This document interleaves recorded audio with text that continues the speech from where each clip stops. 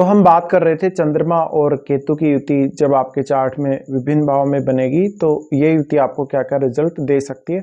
इस वीडियो में हम जानेंगे अगर चंद्रमा और केतु आपके D9 चार्ट के पंचम भाव में स्थित हों तो ये युति आपको क्या परिणाम दे सकती है। पंचम भाव में जब भी हम चंद्रमा और केतु को देखते हैं और वो भी D9 चार्ट में, तो ऐसा जातक अपनी भावनाओं के द्वारा और अपने मन के द्वारा ज़्यादा नियंत्रित होगा। वो खुद की इमेजिनेशन, खुद की स्किल्स को ज़्यादा यूज़ नहीं कर पाएगा या वो अपने स्किल्स को महसूस नहीं कर पाएगा। यहाँ एक बहुत ही अच्छी सुपर नेचुरल पावर जातक को मिली होती है। अगर जातक को इसका एहसास हो जाए तो इसका फ़ायदा जातक उठा सकता है। जातक भविष्य की होने वाली घटनाओं के बारे में कुछ ऐसी धारणाएं बना सकता है या इस प्रकार के अनुभव ला सकता है जो वास्तव में किसी भी नॉर्मल व्यक्ति या किसी दूसरे व्यक्ति को पता ना होंगे। तो जातक अपने खुद के फ्यूचर के बारे में भी या अपने जीवन में होने वाली घटनाओं के बारे में भी कुछ ऐसे अनुमान लगा सकता है या उसको कुछ ऐसे आभास हो सकते हैं, उसको कुछ पारलौकिक अनुभव हो सकते हैं। चंद्रमा और यहाँ अगर केतु साथ हो तो यहाँ चंद्रमा की जो पावर है उसको केतु लगभग सोखने का काम करेंगे। जैसे कि मैंने मेरे कुछ और वीडियोज़ में भी आपको बोला है, यहाँ पर आपका मन है वो सेटिस्फाई नहीं होता। चंद्रमा है तो निश्चित रूप से आप में कल्पना शक्ति ज़्यादा होनी चाहिए, भले आप में वो ज़्यादा होती है, लेकिन केतु होने की वजह से आपको उसका एहसास नहीं होगा या केतु एक तरीके से चंद्रमा को सोखने का काम करेगा। इस वजह से आप वो अनुभव नहीं कर पाएंगे अपने अंदर। इसके अलावा आपकी जो भी पावर होती हैं, जो भी आपकी नेचुरल शक्तियां होती हैं पंचम भाव से रिलेटेड, वो आपको प्रकृति के द्वारा प्रदत्त होती हैं और पूरी की पूरी वो आपको यूज करने नहीं देता केतु। तो यहाँ जातक कुछ हद तक अनसेटिस्फाइड रहेगा, काफ़ी ज़्यादा अनसेटिस्फाइड रहेगा वो अपने रिलेशनशिप को लेके, इवन वो अपनी डोमेस्टिक लाइफ को लेके। और क्योंकि पंचम भाव है उसका प्रभाव हमारे निर्णयों पर भी पड़ता है। तो आप अपने करियर के बारे में क्या सोचते हैं, अपने करियर के बारे में क्या प्लान करते हैं, आप अपनी डोमेस्टिक लाइफ, अपने करियर के अलावा फाइनेंस के बारे में आप क्या सोचते हैं, किस तरीके से अपने फाइनेंस को प्लान करते हैं।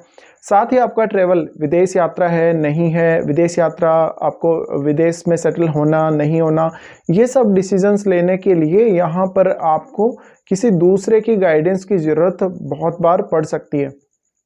चंद्रमा और केतु का युति पंचम भाव में होने से जातक कुछ हद तक मेडिटेशन या वो अकल्ट में ज़्यादा रुचि ले सकता है सेकेंड हाफ ऑफ लाइफ में। और ये स्थिति D9 चार्ट में है तो निश्चित ही इसका असर आपकी मैरिड लाइफ पर बहुत ही स्ट्रांगली पड़ेगा। इसके अलावा ऐसा जातक अपनी मैरिड लाइफ स्टार्ट करने के बाद अलग तरीके से बिहेव कर सकता है, जबकि वो उसका बिहेव मैरिज से पहले बहुत ही अलग प्रकार का हो सकता है। ऐसा जातक अपने जीवन में हर रिश्ते को बहुत ही ज़्यादा इम्पोर्टेंस देगा, भले ही वो जीवन साथी का रिश्ता ले लीजिए या अपने घरेलू कोई रिश्ता ले लीजिए। इसके अलावा ऐसा जातक ज़्यादा स्पेकुलेटिव हो सकता है, शेयर मार्केट या जुआ, सट्टा, लॉटरी की उसको काफ़ी लत लगी हो सकती है, जो कि पहले नहीं थी बट शादी के बाद इसकी प्रबल संभावना बन जाती है। ऐसा जातक अपने पार्टनर से भी बहुत कुछ एक्सपेक्ट कर रहा है या वो एकदम से जीवन में सक्सेस प्राप्त करने की इच्छा रखता है, लेकिन उसकी इच्छाएं इस प्रकार की हैं जो काफ़ी ज़्यादा अनलिमिटेड हैं, जो किसी भी प्रकार से पूरी नहीं हो सकती। जातक कितना भी हार्डवर्क कर ले या कोई भी ऐसा उपाय कर ले जिसकी मदद से वो इन इच्छाओं को या इन धारणाओं को पूरा करना चाहता है, लेकिन वास्तव में वो कंप्लीट नहीं कर पाता। जातक अक्सर बहुत ज़्यादा अपने पारिवारिक जीवन में मतभेद रखेगा, अपने दोस्तों से काफ़ी मतभेद रखेगा और एक बहुत ही असामान्य व्यवहार उसका हो सकता है अपने दोस्तों के साथ। चंद्रमा और केतु का यहाँ आना जातक को ध्यान साधना में काफ़ी रुचि देगा। जातक को यहाँ पर वो प्रेम संबंधों में काफ़ी स्ट्रांगली शुरुआत में लेकर जाएगा, लेकिन एक समय बाद जातक को हर प्रेम संबंध के टूटने के आभास होगा और जातक को वास्तव में जो रियलिटी है लव लाइफ की उसका पता लगेगा। चंद्रमा और केतु यहाँ साथ है तो आपको ये पता नहीं रहता कि आप किस प्रकार से किस रिश्ते को ट्रीट करें।